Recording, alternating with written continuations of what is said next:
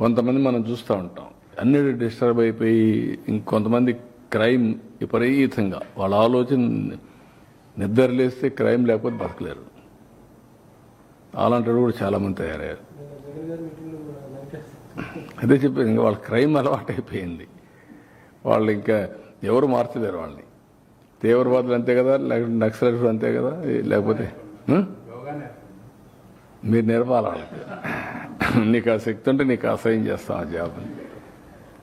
కొంతమందికి పుట్టుకతో వచ్చేవాళ్ళు ఇవి నేర్చుకోరు. కొంతమంది కొన్ని చేస్తూ ఉంటారు, కొంతమంది చేయరు. వాళ్ళకి అదంటేనే వాళ్ళకు, అందుకే అది జరగకుండా చేయడానికి ఏం చేయాలో అవి చేస్తారు. ఇప్పుడు ఉదాహరణకు అందరూ యోగా చేస్తున్నారు అనుకోండి, రాష్ట్రం అంతా పాజిటివ్గా వచ్చారు.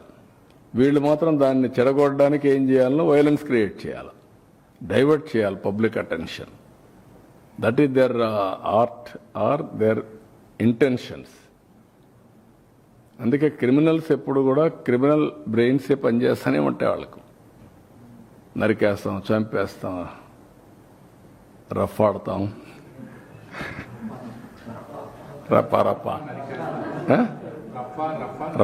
రఫా నరికేస్తాం, లేదంటే గంగ జాతరలో బలి ఇచ్చేస్తాం. చూసారు కదండి. మరి ఈ వీడియో కనుక మీకు నచ్చినట్లయితే ఒక లైక్ కొట్టేసి మీ అభిప్రాయాన్ని కూడా కామెంట్ బాక్స్ లో తెలియజేస్తూ ఇలాంటి ఇంట్రెస్టింగ్ అప్డేట్స్ కోసం మా ఛానల్ ని సబ్స్క్రైబ్ చేసుకోండి.